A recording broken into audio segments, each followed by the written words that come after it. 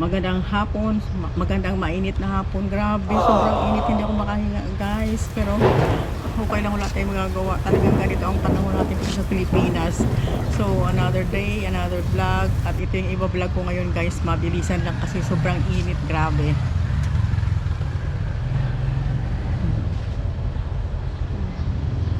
Yan, ang iba vlog natin ngayon.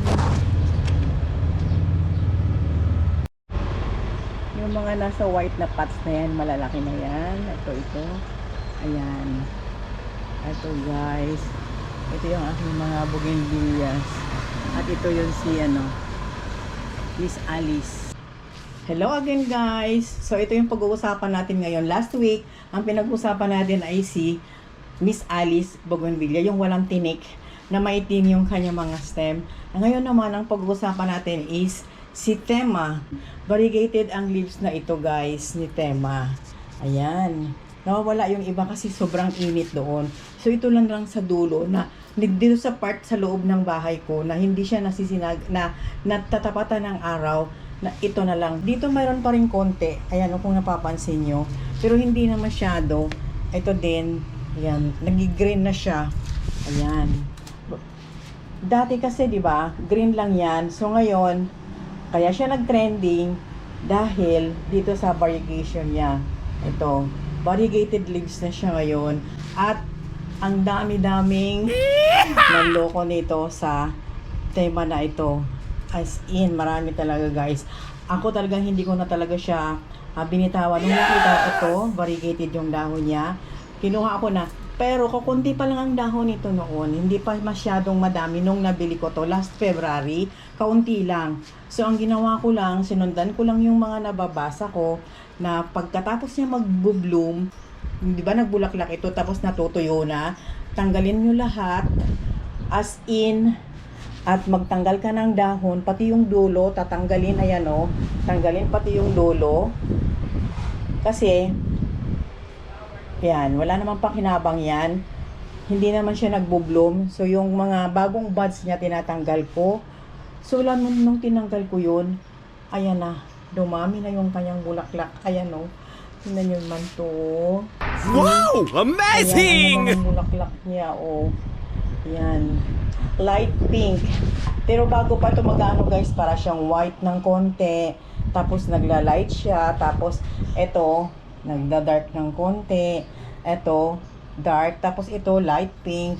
Basta iba-iba ang kulay na lumalabas sa kanya. Habang nagmamature yung bulaklak, nagda-dark yung kulay niya. At yon depende din yon sa tama ng araw. Pag tama yung araw na nasagap niya, lalong maganda or vibrant yung kanyang mga bulaklak. Tingnan mo to yung mga flower bracts niya guys. Oh, ang dami. Ayan. Ito pa. Ayan. Oh.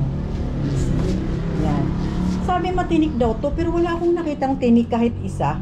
Mayroon, maliit lang. As in, ayan o, maikli lang. Hindi siya masyadong matinik ngayon. Pero lumalaki daw itong yung bougainvillea na to, as in, tumataas.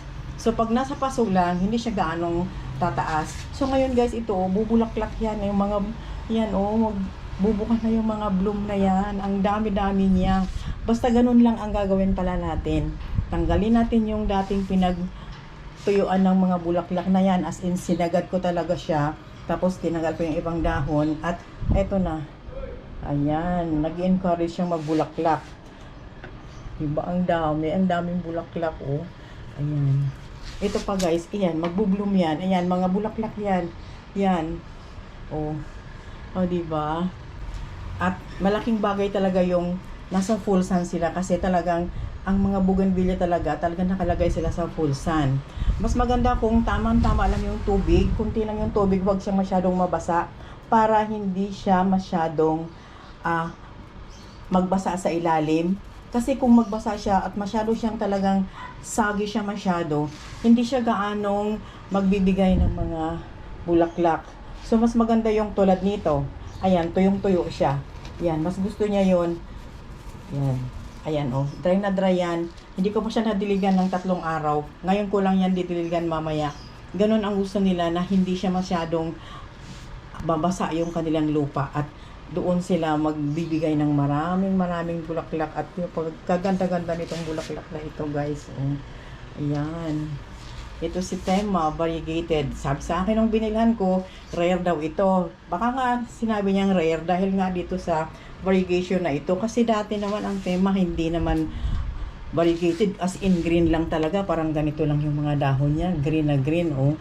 Tapos yun. Ito yung nasa arawan. So, nawala yung kanyang variegation. Ito yung natira dahil nandito siya sa may lilim. So ito, ayan. Ito na lang yung variegation yung natira. Ito may konti. Pero yung doon talaga wala na. Pansinin niyo to guys. Ayan oh. Yung parang peduncles niya. Ayan oh. Mahaba yan. Mahaba. Ito oh. Ito. Parang peduncles niya. Magbubulaklak lahat yan. Ayan oh. Ang hahaba oh. Ito oh. Mahaba yung mga peduncles niya. Ngayon guys, kung ito ay malanta na, yung bulaklak, hanggang dito talaga sa puno, dito mo talaga tatanggalin yung kanyang mga tuyong mga peduncles or stem ng bulaklak na ito. Para mag-encourage ulit siya na magbulaklak ulit. Ayan. At as usual, hugas-bigas pa rin ang dinidilig ko nitong mga ito. Lalo na itong mga bougainvillea ng mga nagbulaklak. Talagang yun talaga ang madalas kong dinidilig sa kanila. Halos every dilig, hinahaluan ko. At ang mga bougainvillea naman guys, all year round silang mamulaklak. Kung eksakto ang sunlight na tumama sa kanila, as in full sun talaga sila every day. Talagang all year round silang magbulaklak. Kaya hindi nagbubulaklak yung ating mga bougainvillea. Unang-una, hindi siya natapatan ng araw talaga, as in full sun talaga na maghapon. Isa yon. Pangalawa, hindi ko nililinis or tinanggal itong mga dati niya mga pinagtuyuan ng mga bulaklak at hinayaan ko siyang humaba ng humaba. Dapat hindi, kasi dapat putulin natin yung itong mga dulo nito, yung mga tips or yung mga buds na bago na wala naman tayong nakita na magbubulaklak. Dapat tanggalin natin yun. Ito yung ginawa ko, ayan o, tinanggal ko. Mahaba ito eh. Tapos ayan oh, tinanggal ko yan. See, tinan mo, pulo bulaklak ang nandito sa stem na ito oh. Ayan. Oh. Ayan oh. Puro bulaklak. At kung gusto naman natin silang pataasin, dito, pagka tumaas yung stem, huwag na nating putulin. Yung mga nakalagay lang dito oh. Ayan, yung pumalat lang kumbaga. Yung nagpataas yung kanyang usbong, huwag na nating putulin kung gusto natin silang tumaas. O, diba? So, ito gusto ko to tumaas. Kaya, ang gagawin ko, putulin ko itong mga sa side nito. At itong top na to, ayan, o, may usbong siya. Hindi ko yan puputulin para tumaas siya, tumangkad siya. Pwede rin natin silang gawing bonsai kung gugustuhin natin. Dahil madaling i-bonsai to. Tulad ng aking Miss Alice, parang bonsai na rin yun. Diba? Basta wag lang siyang ilipat sa malaking pot. Yung maliliit lang na ganito lang. Pagka puro ugat na yan, o, hindi na siya lalaki ng gusto. Pero ito kasi gusto ko ito na tumaas kahit mga 3 feet man lang. So, yun lang ang maibibigay ko na simple tips guys. Ma-share ko sa inyo ngayon dito to sa aking si Tema. Ayan, diba dumami oh, dahil ginawa ko yung nabasa ko. So, frequent pruning pagkatapos nilang mag-bloom. Kung kinakailangan na bawasan yung dahon, bawasan. O diba? Tapos tamang tubig lang. At syempre, ang full sun lang naman talaga ang makapagbigay sa kanila ng vibrant color. Pag hindi enough yung sunlight na kanilang nakuha, so wala rin. Hindi rin sila masyadong magbibigay ng magagandang kulay ng ating mga bougainvillea. At say mo, all year round pa yan magbibigay guys pagka tapat na tapat sa araw. Kung nakikita nyo naman yung mga bougainvillea dyan sa labas eh, umakit na nga sa mga puno ng kahoy na ang tataas eh. O diba? So yan, that's all for now guys.